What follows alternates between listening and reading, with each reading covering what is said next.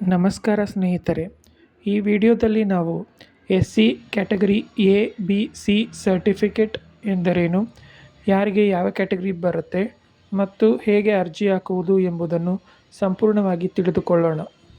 ಸ್ನೇಹಿತರೆ, ಮುಂದಿನ ಎಲ್ಲ ರೆಕ್ರೂಟ್ಮೆಂಟ್ಗಳಿಗೆ ಹಾಗೂ ಸ್ಕಾಲರ್ಶಿಪ್ಗಳಿಗೆ ಡಿಸೆಂಬರ್ 2025 ಹಿಂದೆ ಜಾರಿ ಮಾಡಲಾದ SC ಜಾತಿ ಪ್ರಮಾಣಪತ್ರಗಳು ಮಾನ್ಯವಾಗಿರುವುದಿಲ್ಲ.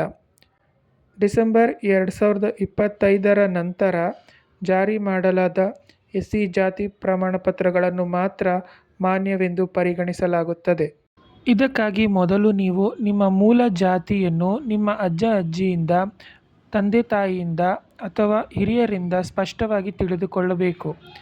ಒಮ್ಮೆ ಜಾತಿ ಪ್ರಮಾಣಪತ್ರ ನೀಡಲಾದ ನಂತರ ಅದನ್ನು ಬದಲಾಯಿಸಲು ಅವಕಾಶವಿರುವುದಿಲ್ಲ. ಕರ್ನಾಟಕ ಸರ್ಕಾರ ಇದರಲ್ಲಿ 3 ವರ್ಗಗಳಾಗಿ ವಿಂಗಡಿಸಿದೆ. ಕ್ಯಾಟಗರಿ ಎ SC ಎಡ, SC ಲೆಫ್ಟ್.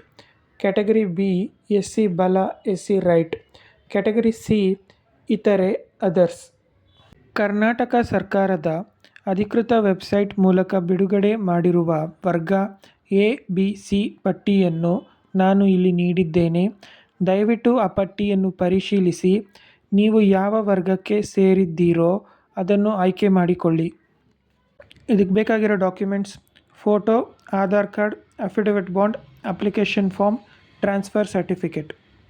ಆನ್ಲೈನಲ್ಲಿ ನೀವೇ ಅಪ್ಲೈ ಮಾಡ್ತೀರಾ ಅಂದರೆ ಈ ಡಾಕ್ಯುಮೆಂಟ್ಸ್ ಎಲ್ಲ ಸ್ಕ್ಯಾನ್ ಮಾಡಿ ಅಪ್ಲೋಡ್ ಮಾಡಬೇಕು. ಇಲ್ಲಾಂದರೆ ನಿಮ್ಮ ಹತ್ತಿರದ ನಾಡ ಕಚೇರಿಗೆ ಈ ಡಾಕ್ಯುಮೆಂಟ್ಸ್ ಎಲ್ಲ ತೊಗೊಂಡೋಗಿ ಅವರು ಸ್ಕ್ಯಾನ್ ಮಾಡಿ ಅಪ್ಲೋಡ್ ಮಾಡ್ತಾರೆ. ಅಫಿಡವಿಟ್ ಬಾಂಡ್ ಮಾಡಿಸೋದಕ್ಕೆ ಆಧಾರ್ ಕಾರ್ಡ್ ಮತ್ತು TC ಬೇಕು. ಮತ್ತು ನಿಮ್ಮ ಮೂಲ ಜಾತಿ ಯಾವುದು ಅಂತ ಕೇಳ್ತಾರೆ.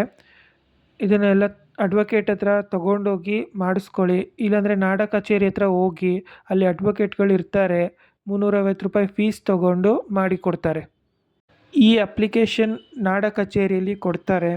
ಇಲ್ಲಾಂದರೆ ನಾನು ಡಿಸ್ಕ್ರಿಪ್ಷನಲ್ಲಿ ಅಪ್ಲಿಕೇಶನ್ PDF ಲಿಂಕ್ ಹಾಕಿದ್ದೀನಿ, ಡೌನ್ಲೋಡ್ ಮಾಡಿಕೊಂಡು ಫಿಲ್ ಮಾಡ್ಕೊಳ್ಳಿ. ಆನ್ಲೈನಲ್ಲಿ ಫಿಲ್ ಮಾಡೋರು ನಾಡ ಕಚೇರಿ ವೆಬ್ಸೈಟ್ಗೆ ಹೋಗಿ ಈ ಥರ ವೆಬ್ ಪೇಜ್ ಬರುತ್ತೆ. ಮೊಬೈಲ್ ನಂಬರ್ ಎಂಟ್ರ್ ಮಾಡಿ, OTP ಬರುತ್ತೆ. OTP ಎಂಟರ್ ಮಾಡಿ ಲಾಗಿನ್ ಆಗಿ ಅಲ್ಲಿ ನ್ಯೂ ರಿಕ್ವೆಸ್ಟ್ ಸೆಲೆಕ್ಟ್ ಮಾಡಿ ಕ್ಯಾಸ್ಟ್ ಸರ್ಟಿಫಿಕೇಟ್ ಆಪ್ಷನ್ ಸೆಲೆಕ್ಟ್ ಮಾಡ್ಕೊಳ್ಳಿ. ನಂತರ ಡೀಟೇಲ್ಸ್ ಫಿಲ್ ಮಾಡಿ, ಡಾಕ್ಯುಮೆಂಟ್ಸ್ ಸ್ಕ್ಯಾನ್ ಮಾಡ್ಕೊಂಡಿರೋದೆಲ್ಲ ಅಪ್ಲೋಡ್ ಮಾಡಿ, ಫೀಸ್ ಪೇ ಮಾಡಿ. ಅಪ್ಲಿಕೇಶನ್ ನಂಬರ್ ಮೊಬೈಲಿಗೆ ಬರುತ್ತೆ. ಅಕ್ನಾಲಜ್ಮೆಂಟ್ ಪ್ರಿಂಟ್ ತೊಗೊಳ್ಳಿ. ಅಪ್ಲಿಕೇಶನ್ ನಂಬರ್ ಎಂಟರ್ ಮಾಡಿ ನಿಮ್ಮ ಅಪ್ಲಿಕೇಶನ್ ಸ್ಟೇಟಸ್ನ ತಿಳ್ಕೊಬೋದು. ನೀವು ಅಪ್ಲೈ ಮಾಡಿ 21 ದಿನದ ನಂತರ ನಿಮ್ಮ ಕ್ಯಾಸ್ಟ್ ಸರ್ಟಿಫಿಕೇಟ್ನ ಪ್ರಿಂಟ್ ತೊಗೋಬೋದು.